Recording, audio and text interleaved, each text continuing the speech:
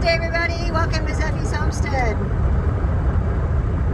We are on a drive to our first Sukkot in North Idaho with a community of believers in the body of Messiah. And we're all going to camp out together. Actually, we've been doing the Feast and the Ways of Yahweh for the past 10 years. And for the past 4 years in North Idaho, we have not been able to actually gather with people because everybody's on a different calendar and whatnot. So we've always done it on our own with a few stragglers coming through the week. This year, right, honey? This year, we are Sukkoting with a sweet group of people that are part of our Mishpachah in North Idaho, and we are heading to Montana. It's called the Big Sky, and we're all about 10 minutes away, and in different, what is that? We're an hour and a half. Well, no. Yes, we're an hour and a half away before we get there, but we're about 10 minutes away from each other in our little rentals. And our family, so this is a sweet deal. So we're off the grid, right? We get to be on grid for part of the Sukkot 8 days, which is a trip because we brought all of our baking things and all of our stuff to make crackers, and I got a dehydrator that's going to be coming with a sister that's going to be loaning me her dehydrator for a few days. I'm going to dehydrate some stuff. I didn't bring my bones or bone broth, bummer, but I bought a bunch of stuff to bake and cook, and I'm going to bring it all back home and put it in the freezer. Yahweh willing, I'll have the time to do that because we've got a packed schedule. Papa, how many days? 5 days, 4 nights. Oops, try that again. 5 days, 4 nights. And then we're going to go back home and finish a few nights with other members in the body. They're on a different calendar. And then get together hopefully with a bunch of people that are going to do the 8 and Great Day with us. So, Bell Tribe is going to be on grid, where there's Wi-Fi going through the walls, and there's like electricity, and there's a pool, and there's the switch. We just flip it on and flip it off, and everything is all zapped and wired, and it's gonna be cool. I did bring my Berkey though. Brought the Berkey because it's in the city. Well, kind of in the city, not like city, but it's in a neighborhood. And it was the only place we could book that was close to the other families because we wanted to be within a few minutes apart of each other so that we're not like traveling as we do in North Idaho. So right now we are driving, the 3 of us in my car, and then my 2 boys are driving behind us in their car, and the Subarus are packed to the hilt, and we are going to Sukkot. Y'all look, those are truly real clouds here in Big Sky, Montana. We are in Libby, Montana, right, Papa? We're just past. We just passed Libby, Montana. There's not one stripe in the sky. Look at all that gorgeous country. Very similar to North Idaho. And bummer, I didn't get any of the pictures of the lakes up here. We'll catch some things. I'll be showing you guys some of the fun stuff that we're doing up here with community of people. But yeah, that is the drive. We are on our way to Sukkot.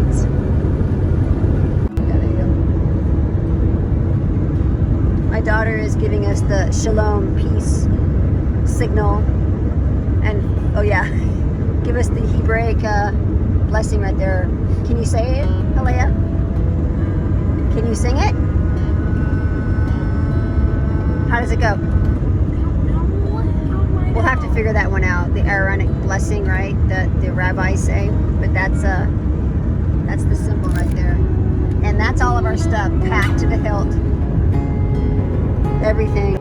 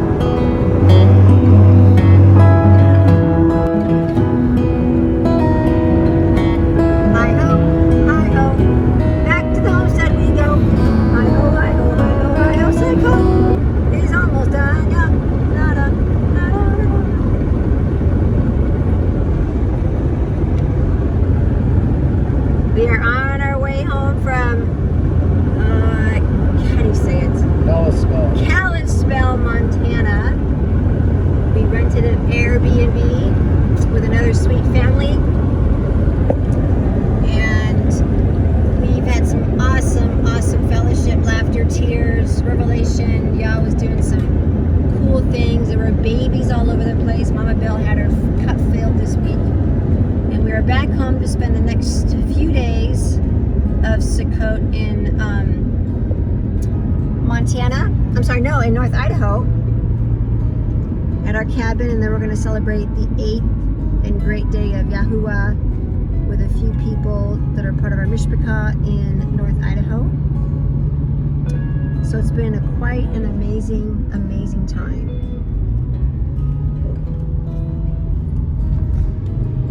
Had to pass up that dude back there. Papa's driving, and I'm just going to share a little bit about what some of the highlights were here on this little video. Some of the things that Father downloaded with us. Quite awesome. Do that again, honey. There you go. That's Pepsi. Okay. So, figured I'd do a little going home video. In the last video, the beginning of this video is going to, now we're going back. And like I said, we're headed back to North Idaho, to our cabin.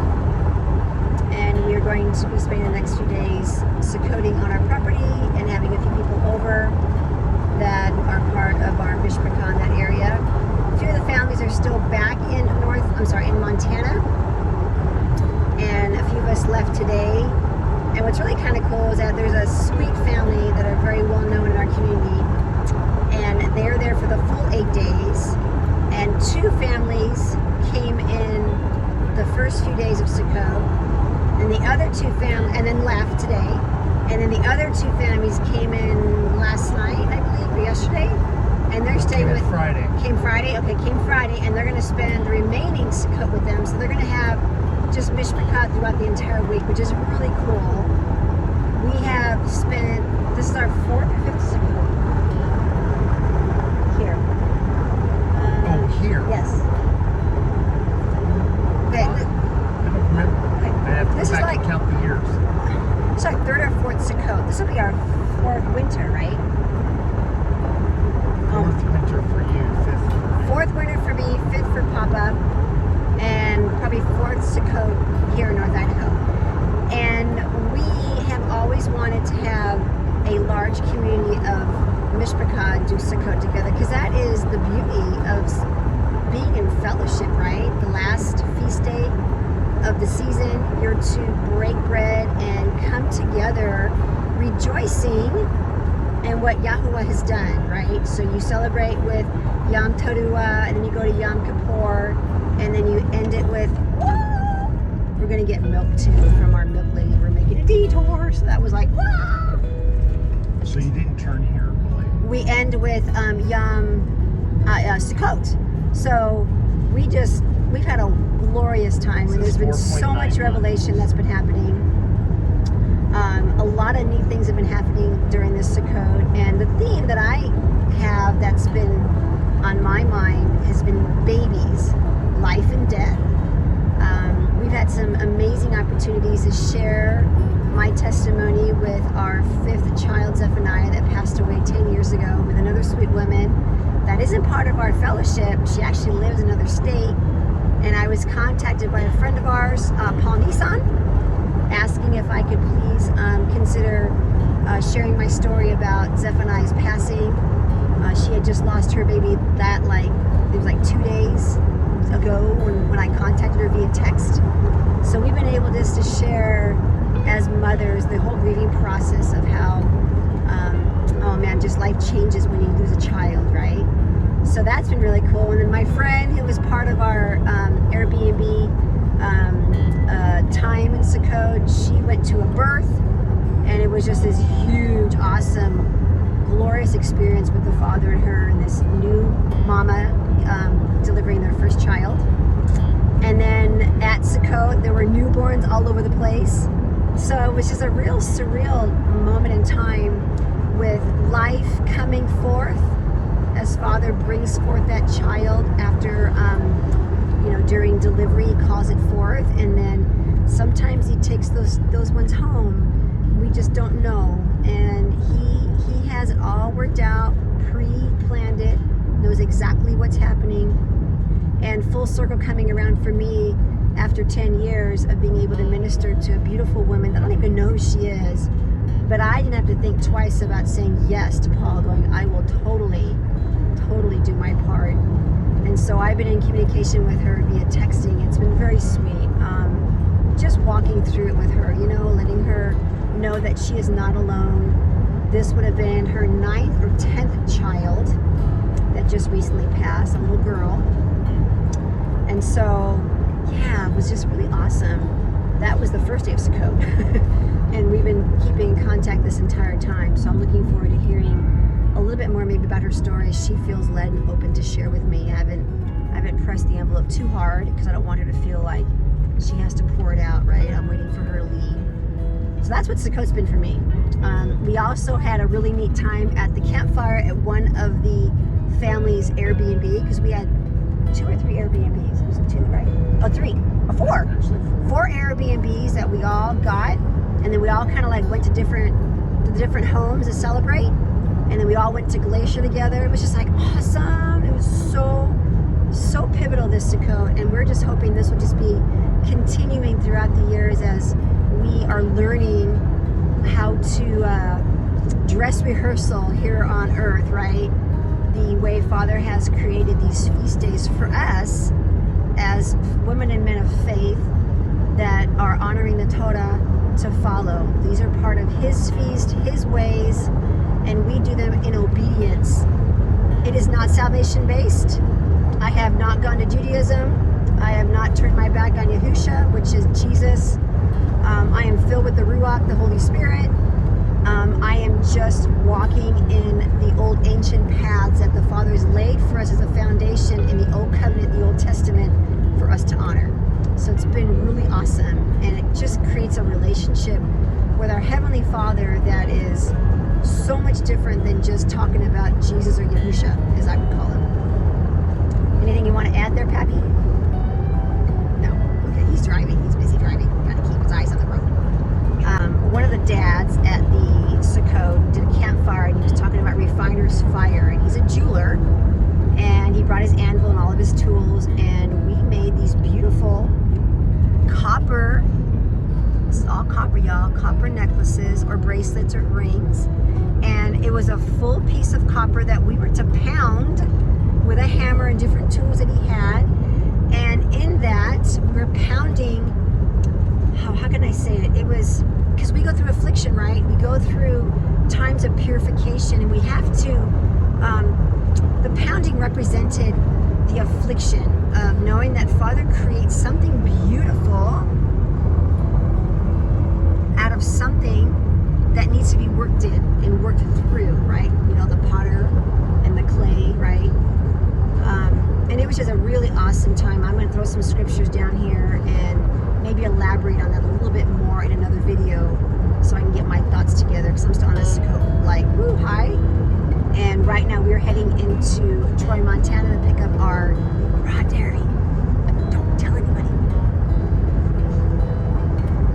We don't care. So that was Sukkot, and I am really like riding it well, and I'm just going to hopefully ride it throughout these next years, right? Not just one time up the mountaintop and then crushing the ground. We want to ride it out. And so